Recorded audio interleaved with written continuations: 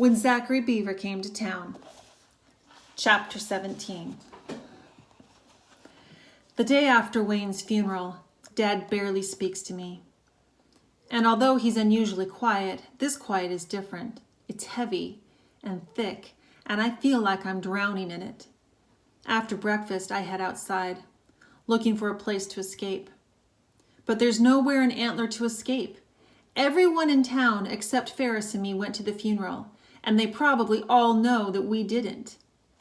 I head over to the Bolorama. The sky is clear again. Except for a few mud puddles, everything looks fresh and clean from the rain. But it's also humid and sticky. Across the street at Zachary's trailer, I see Sheriff Levi's car and Coy Davis's pickup. Coy pumps the septic tanks for the folks who live in the country around Antler, and right now his wide hose is attached to the bottom of the trailer. Inside the Bolorama, Ferris leans over a soda fountain counter in the cafe, rubbing his temples and groaning. Of all the days for Imogene to call in sick. Don't ever start drinking, Toby. Next to money. It's the root of all evil. Sheriff Ferris flinches. Who told you that?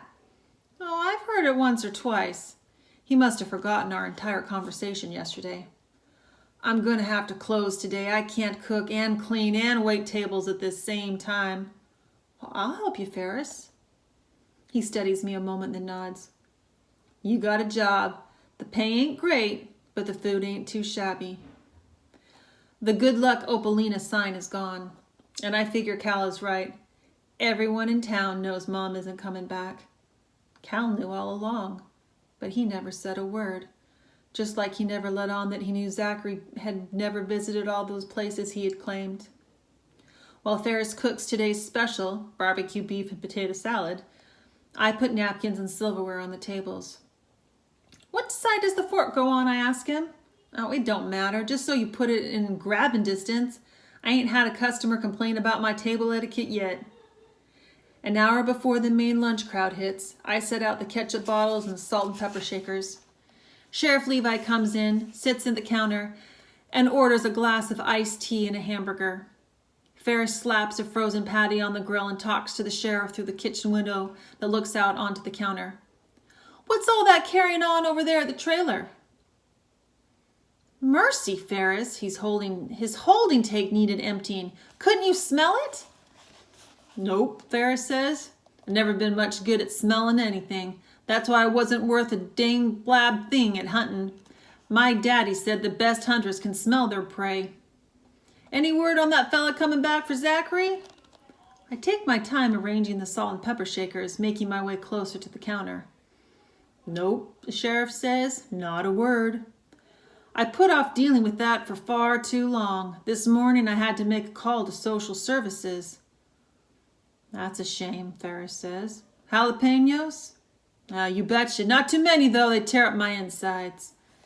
I pour more tea in the sheriff's glass, hoping he'll keep talking about Zachary.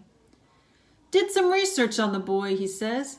His only relative is an uncle, and he's in jail serving time for armed robbery. Ferris places the buns on the grill. What happened to his parents? Couldn't find out a dang thing about the father except that he left when Zachary was a baby. But his mother died 2 years ago. Iola Beaver. Found her in the New York Times obituaries. That's how I found the name of her minister, too. Called him up. He told me your funeral drew quite a crowd. I mean, it was a circus. Media showed up. She was like her son, huge. They even had to make a special casket to fit her. The minister said when everybody saw Zachary at the funeral, things got way out of hand. People pushing and shoving for a better view. Cameras and microphones aimed at Zachary. Ferris snapped his tongue. Ugh. People just don't know when to quit. I think of the picture of the man in the Guinness Book of World Records who is buried in a piano case. Now it all makes sense. Zachary probably didn't get baptized because he didn't want a crowd gathering like at his mother's funeral. It's weird how Zachary didn't mind people traipsing through the trailer staring at him, but being outside in the real world was different. Ferris pours some potato chips on the plate next to the hamburger, then sets the plate in front of Sheriff Levi. What about this Polly Rankin guy? Is he on the up and up? Believe it or not, Sheriff, says Sheriff Levi, he's the legal guardian. Before Zachary's uncle went to jail, he signed over guardianship to Polly Rankin. I just wish I knew where the heck he is now. He takes a big bite of the burger and a few jalapeno slices slip out. Well, when are they coming to get the boy? Saturday, the sheriff says with a mouthful of hamburger. He swallows and washes it down with tea. I told the social worker I'd keep on an eye on him until then. She needs the time to find out where to put him. I mean, he's a special case. Not anyone will take a 600-pound teenager. Yes, sir, Ferris says. That boy could eat you out of house and home. He and the sheriff smirk, but the smiles fall from their faces as quickly as they came. Clearing his throat, Ferris walks over to the register and pushes a key. The cash drawer opens with a ding, and he flips up one of the hinges, pulls out an envelope, and hands it to the sheriff. Here's that money Rankin sent. Give it to the boy so he has a little something. Sheriff Levi nods and tucks the envelope into his shirt pocket. A million solutions tumble together in my head. Why can't Zachary live with Ferris? Or the sheriff? Or Miss Murdy May? But Ferris lives in a small room in the Bolorama, and the sheriff prefers living with dogs, and Miss Murdy May has her hands full with the crazy old judge. I'm wishing more and more that any second Polly Rankin would return to town and whisk Zachary away to live life on the road. That would be better than living with strangers. The usual lunch crowd starts trickling in. The Shriners and farmers, Miss Murdy May and the judge and Earlene. I quickly learned this was the worst place to hide. All they talk about is the funeral. It was beautiful and sad, Earlene says, rubbing one side of her nose. Today she's without her blazer, and her short-sleeved dress shows her fatty backs of her upper arms. And though Earlene doesn't say, I know she knows that I wasn't there because she mentions Cal several times. How brave he was, not even crying when his entire family did. How he shook everyone's hand and thanked them for coming to the funeral. How he handed Kate his handkerchief. I feel like the biggest jerk in Texas. When the lunch crowd dies down, I fill the sink with sudsy hot water. A second later, Ferris says, Toby, someone's here to see you. Scarlett stands in the doorway wearing a pink sundress and Dr. Scholl's wooden sandals. Her toenails match her dress. I'm wishing I had on anything but my undershirt and this huge white apron tied around my waist. Ferris watches us from the stove, a silly grin on his whiskered face. When he sees me frowning, he clears his throat and turns back around. Scarlett steps toward me, holding out a box, the box I used for the pearls. Toby, thanks for the necklace, but I can't keep it. All the worrying and plotting I did, wondering how to get those pearls back, and she solves my problem so easy. But still, I'm disappointed. Why? I ask. It's too nice a gift, and my mom said I have to return it to you, and she blushes. And what? Well, Toby, I just don't like you that way. Now I blush. I look at Ferris's back, but if he heard, he doesn't act like it. He keeps scrubbing the grill. Scarlett glances over her shoulder at Ferris and lowers her voice. I mean, I like you. I really like you, just not that way. She starts to leave. I want to block the door, but my feet won't budge. Scarlett? When she turns around, I try to imagine a wart on her perfect nose or a deep crooked scar mapping across her smooth cheek, but I can't. I feel helpless, desperate. You can still keep the pearls. It could be a friendship gift. I wouldn't wear them. Why not? Well, pearls kind of remind me of something an old lady would wear. I'm sorry. I smile. That's okay. My mom never wore them either. Scarlett tucks a strand of hair behind her ear and tilts her head in a way that makes me melt. Toby Wilson, you're the nicest boy in Antler. She walks out of the kitchen and out of the cafe, her sandals slapping the linoleum floor. Ferris turns around, holding a sponge. There goes one little heartbreaker. You okay, buddy? I can only nod. Chapter 18. Imogene is still sick, so I work another day for Ferris. After finishing the dishes and wiping down the counters, Ferris hands me a plate piled high with today's special, spaghetti and meatballs. Take this over to Zachary on your way home. I don't feel like seeing him, and I doubt he feels like seeing me much either. I leave the plate on the steps, dashing off after I knock on his door. When I've almost reached home, I see Juan Garcia waiting on my front steps. He leans back, propped on his elbows, chewing a piece of Johnson grass. My breath quickens and my legs wobble with each step. As I get closer, I notice a cardboard box next to him, the kind used for moving or maybe burying short 8th graders that give other guys' girlfriends pearl necklaces. I stop a few yards away from him, wipe my clammy palms on my jeans and say, "Hey." Juan frowns and wrinkles his forehead. "Hey man, how's it going?" Fine," I manage to say. I glance around, trying to plan an escape route. Juan is blocking my entrance to the front door. Too bad about Wayne," Juan says, standing and walking up to me. "Yeah, he was a great guy." I look up at Juan. "Nice house," he says. "Oh, thanks. It's old." I try to downplay our home because I know Juan lives on the Mexican side of town where the shabbiest houses are. "We even get mice sometimes," I add. He nods, but I get the feeling he isn't thinking about my house. "I need to ask you something." "Well, what's that?" "Scarlett, she says you're the nicest guy." Me? Oh, I got her fooled." My voice squeaks, and I hope it doesn't sound as scared as I'm feeling. He frowns, and I quickly say, "We're just friends." And the truth of those words stings. "She says I should be more like you." He studies me, his jaw tilted and eyes narrowed. "She does?" "Yeah." Juan squares his shoulders. "What does that mean?" "Oh, heck, I don't know. I'm just nice to her." Then I remember what Scarlett told me at Gossamer Lake. I guess I wouldn't stand her up or anything. As soon as I say it, I regret it. He grimaces. Is that what this is all about? Her grandpa's party? Well, I guess it was really important to her.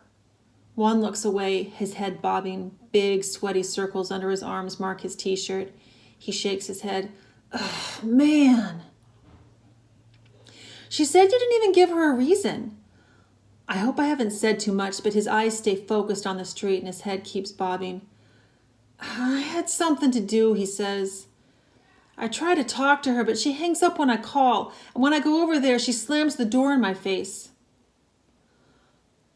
"I know she likes you," I swallow. "Yeah?" "Believe me, I know." Juan smiles, shaking his head. "Women." I shake my head too. "Yeah, women." "And how do you handle that little sister? Tara?" "Yeah, Scarlett says you're really nice to her." "Well, I can't help you there," I say. Juan scowls. "Man, that kid's a brat." He lifts up the box and I notice a pants leg and shirt sleeve hanging out of it. Right away, I recognize them as Wayne's. The box must be filled with his clothes. Juan notices me looking at Wayne's clothes and quickly stuffs them back into the box. For a second, he looks embarrassed, but then he jerks his head back and walks out the gate. Then it hits me.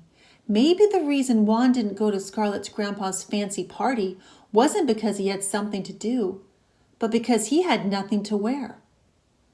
I watch him walk away in his soiled t-shirt and flip-flops worn thin at the soles. And I don't know if it's because of his old clothes or because I feel lucky to have every bone of my body in one piece. But I take off and catch up to him. "Juan, can you be in front of your house in half an hour?" "Sure. Why?" "You'll see." I head back home, then turn around. Juan is already a few houses away. Cupping my hands around my mouth, I holler, "Hey, Juan, you might want to clean up real quick." With Mom's green nylon scarf tied to my handlebar, I ride my bike down Scarlet Street. A few doors from her house, I pass Tara in a neighbor's driveway. She's holding hands with a little girl and the little girl's mother. They're new in town, and I guess they haven't gotten to know Tara the Terror yet. "We're going to the Dairy Queen," Tara tells me as she heads to the car with them. "Have fun," I call from my bike. A new Dairy Queen has opened up in the next town over. It's a few miles away, and that means I won't have to worry about Tara tagging along behind us. After parking on the sidewalk, I tuck the scarf in my pocket and find Scarlett playing solitaire on the steps of her front porch. "Hi." Scarlett glances up and looks back down at the cards. "Hi." She turns over a 7 of hearts and places it on top of the 8 of clubs, then keeps playing like I'm not even there. "I have a surprise for you." "Toby," she says, "no more gifts, please." Her words kill me, but I swallow and say, "You'll like this one. Trust me." I pull out Mom's scarf. "I have to tie this around your eyes." "Toby, trust me." She giggles as I tie on the scarf, trying not to smell her shampooed hair or perfume. Then I take small steps, guiding her to my bike. "Swing your leg over," I say, holding my bike steady. She starts to raise her leg, then puts it down. "What are we doing?" "Come on, you'll be safe, I promise." She swings her leg over. Her ankle hits the pedal. Ouch! It leaves a white scrape on her tan skin. "Sorry," I say, helping her into the banana seat. "I should have tied on the scarf after you were in the bike." I slip in front of her. "Hang on." She locks her arms around my waist, and I try to push back thoughts of our dance at Gossamer Lake. I launch with my feet, and after a wobbly start, we're off, pedaling down the street and heading toward the highway. Scarlett squeals and her grip tightens. It's hard to tell if she's petrified or loving the adventure. Once the coast is clear, I cross the highway and the railroad tracks. "Oh my gosh," she giggles as we ride over the bumps. "Where are we going?" "You'll see soon enough." This is the moment I've dreamed of, riding through town on my bike with the girl of my dreams holding on to me for dear life. As we cross over the railroad tracks, Scarlett lets out 3 short shrieks. I have no idea which house is Juan's because Mom never let me ride through this neighborhood. But down the road, Juan is in his yard, swinging the golf club like a pro. He's wearing a red sports shirt I recognize immediately as Wayne's. When Juan catches a glimpse of who is sitting behind me, he grins. As I get closer, I notice he's standing in a long strip of mowed weeds with a few golf balls scattered about. All along, I guess Juan used the number 5 iron to practice golf. I remember Juan's t-shirt with Supermex scribbled across it and feel stupid that I didn't know what it meant before. That must be his big plan, to be like Lee Trevino, Supermex. I stop inches from Juan's feet, carefully step off the bike and pull off Scarlett's blindfold. When she sees him, she smiles, then quickly frowns. "Toby, you shouldn't have done this. Take me back." "You'll have to walk," I say. "I've got to get home." "I'll walk you home," Juan says. "I've got to talk to you." Scarlett doesn't move, and I'm thinking I've made a big mistake. Now Juan and Scarlett will both be mad at me. "¿Cómo se llama?" Juan says. Scarlett shyly smiles at Juan. "Me llamo Scarletta." "Muy bien," Juan says. "You remember." Slowly, Scarlett gets off the bike and steps toward him. My chest feels like it's squeezing my heart.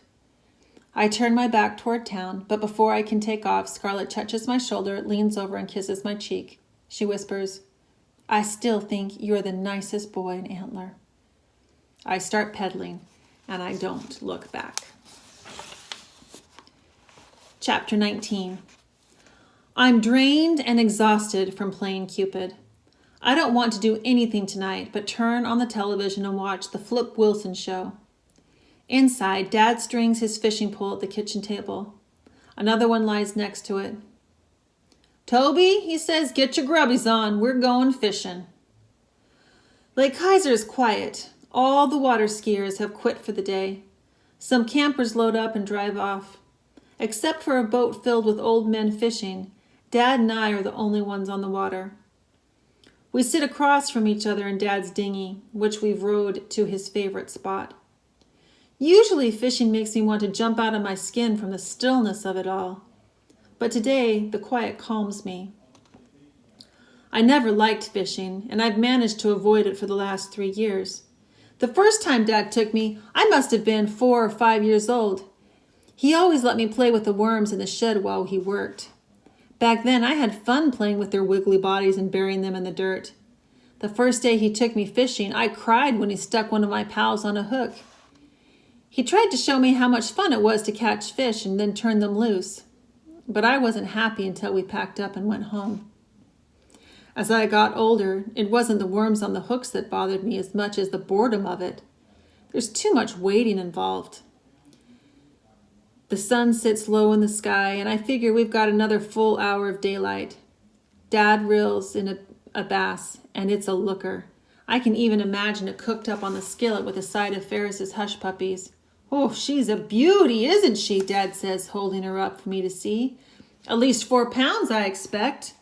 He slips his finger in her mouth and frees her from the hook, then gently lowers her into the water. "Why do you do that?" I ask, annoyed. "Throw her back?" I nod. "Well, she's done me a favor, and now I'm doing her one." "Well, what favor did she do you?" "Let me enjoy the thrill of catching her." "Oh, yeah, that's thrilling, all right." "Not exciting enough for you?" I shrug. He rebaits the hook, then casts out beautifully, his line gliding through the air and diving gracefully into the water. He reels in the line, taking up the slack. "Toby, I grew up with enough excitement to last 2 lifetimes. When he wasn't working, your grandfather constantly entertained clients and politicians. Our house swarmed with important people. His schedule was filled with things that had nothing to do with his family and everything to do with getting ahead. I would have killed to have had one moment like this with him."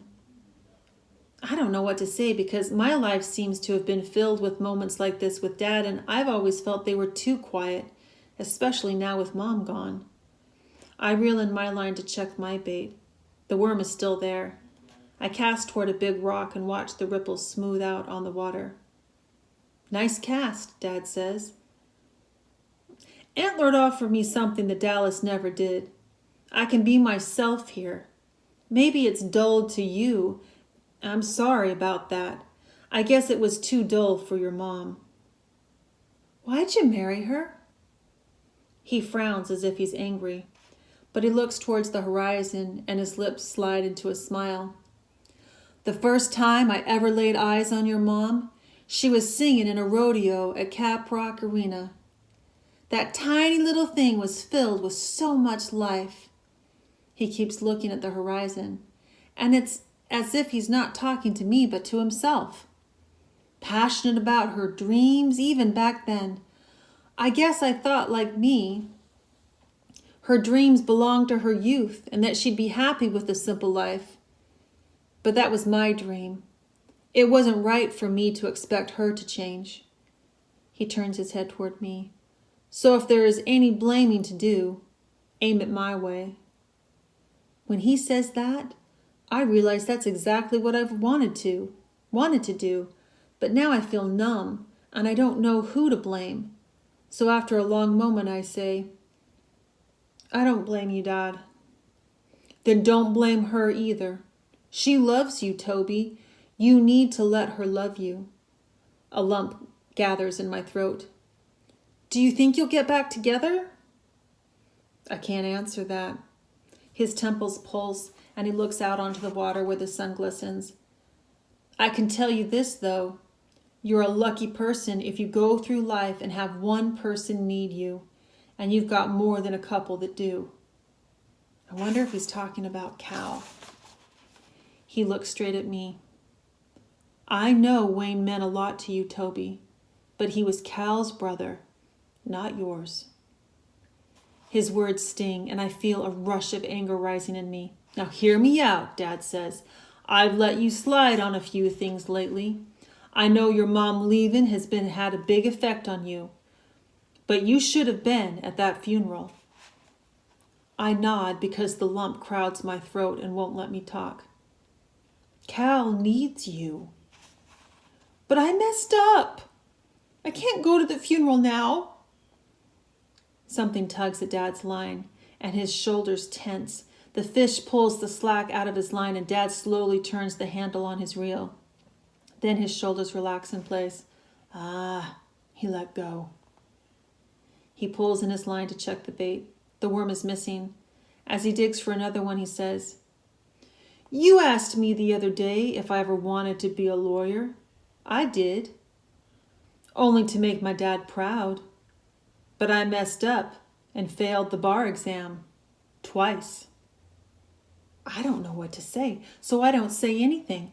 I've always thought Dad is kind of boring, but I never thought about him failing at anything. Dad hooks the worm, then casts again. "You're right, Toby. It's too late for the funeral. But today is another rough day for Cal. Today, his family is getting the rest of Wayne's stuff." My head swims. "You mean like letters?" "Yeah, letters, clothes, books, whatever he had. Cal will need you. Don't let him down now." My line starts to bob, but all I can think about is my letter to Wayne and if Cal will ever forgive me. One nice thing about fishing with Dad is there are no fish to clean after returning home. I smell fishy, though. I think about taking a shower before dinner, but when I look out the window over my dresser, I see Cal coasting his bike down the driveway. I slam the drawer shut and rush outside to get my bike. I take off after him. He's already turned off Ivy Street, and I wonder if he's headed right or left. I choose right and pedal fast. I catch a glimpse of him on Elm Street and race toward him. He rides at a slow pace, but as I get closer, he glances back and speeds up. I pedal harder, trying to meet his pace, but he's faster than me and becomes a blue blur way down the road. I lean forward, working the wind at my back. Finally, I gain enough speed and we're just inches from each other. If I reach out, I could grab him. Cal stands, breathing hard, pedaling like mad. Ignoring me, he focuses straight ahead on the road. He turns left. I turn left. He turns right, and so do I. I'm his shadow. Then Cal turns sharply back to the left, but this time when I try to follow, I fall. The deep scrape on my knee throbs and blood pools to the surface. Instead of stopping and helping me as he would have a week ago, Cal presses on. I study my knee and think about giving up. What use is it to follow? But I ignore the scrape, straighten my handlebar, and then hop on my seat again. Cal heads toward Gossamer Lake. I know he's going to the lake because that's the only thing worth aiming for out there. But taking the shortcut through the alley and crossing the road to the other end of the lake, I reach it the moment he does. But when he sees me, he keeps pedaling and doesn't stop even when he reaches the water. He plunges in, bike and all, disappearing under the murky surface. I hop off my bike and run in, searching for him. He stands, his curls wet and clinging flat to his head like a bathing cap. "Get out of here!" he yells, kicking water in my face. And when I don't, he slugs me on the arm. I still don't move, and he punches me again. My arm throbs in pain. He starts to swing toward me, and I step back and yell, "God, you crazy? Cut it out!" "Where's my bike?" He squats, and his arms hunt frantically through the water. I join him in the search, and finally I feel a handlebar jabbing my stomach. "Here!" Together we manage to drag the bike out of the mud and water. We flop down on the grass, soaked to the bone. "That hurt," I say, stroking my arm. We look at each other and laugh. And it's not just a chuckle, but a great big belly laugh. It feels good to laugh together like old times, like before Wayne died. But as much as I'm enjoying the moment, I stop and say, "I have to tell you something I did." Cal's face drops. I already know. "You know about the letter?" He nods, looks away, and rakes his fingers through his damp hair. "It should have been me I should have written him. He swallows, and I hear it slide down his throat. I should have gone to the funeral. He picks up a rock and skips it across the water. The army gave us a flag.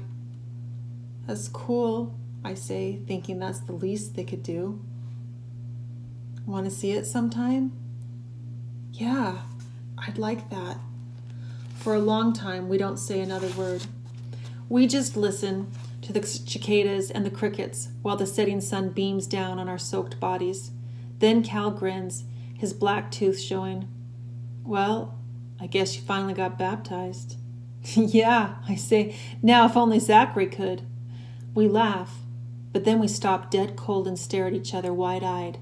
And in this moment, I realize one reason it's so great to have a best friend is sometimes, like right now, Cal and I are thinking the very same thing.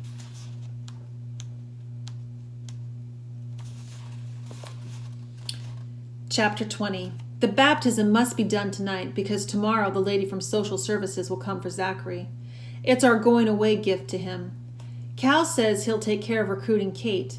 I'm assigned Malcolm and Ferris. First, I've got to mow the Pruitt's yard. Instead of starting at 8, I set my alarm for 5:30 so I'm at the house by 6. After letting myself in through the back gate, I begin picking up apples. There are less than usual, and I'm able to start mowing by 6:30. 1 minute into mowing, Miss Murdy May stands on her porch, her hands planted on her hips. She wears a green terry cloth robe and a hot pink scarf tied around her head with a few pinwheels of hair bound by bobby pins sticking out. Her arms wave high, crossing over each other at the wrists. I cut the engine and walk over to her. Tobias Wilson, what on earth are you doing out here at this hour? As I get closer, I notice her face and her collarbones shine like she's been bathed in corn oil. She sees me studying her and pulls the scarf over her exposed pin curls. You caught me in my beauty routine. I always grease up with oil of Olay on Thursday evenings. She wipes her cheek with the back of her hand. Are you trying to wake up the entire town? Well, no, ma'am. I got a long day ahead of me, and I figured since Mr. Henderson next door is practically deaf, it wouldn't bother him much, and you live on the corner, so there isn't anybody on the other side. Her face pinches up. You reckon you could start with the weeding first? Then Brother and I can get a few more winks. I'd forgotten about the judge. Yes, ma'am. Sorry, Miss Murdy May. I wasn't thinking. Well, see to it that you do next time. Yes, ma'am.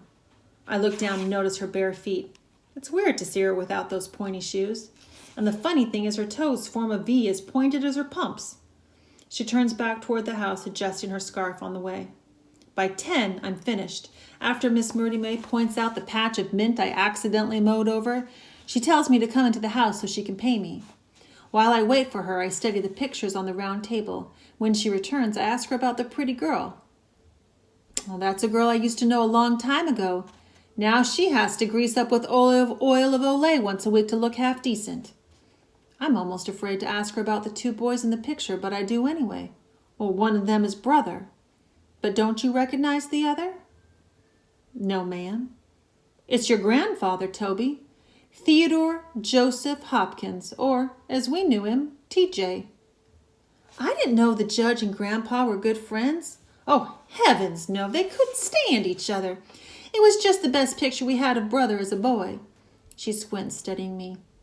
You know, Toby, you kind of favor your grandfather. As I step onto the porch, a baseball rolls to my feet. I look over, and it's the judge who has bowled it my way. He's a mere skeleton wearing tan pajamas and leather slippers. I glance at my watch, knowing the task I have ahead of me, but something won't let me take the next step off the porch. I grab the ball. Want to catch a few, Judge? A few seconds later, we're tossing the ball back and forth. He throws pretty good, but his reflexes are slow and he misses every one of my pitches. He takes forever walking toward the ball, and I'm hoping his back doesn't give out as he squats to pick it up each time. As we toss back and forth, something comes to me.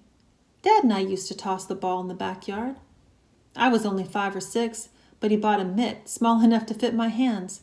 At first, he stood only a few feet from me, and I told him that was too close. Of course, as soon as he stepped back, I couldn't catch the ball.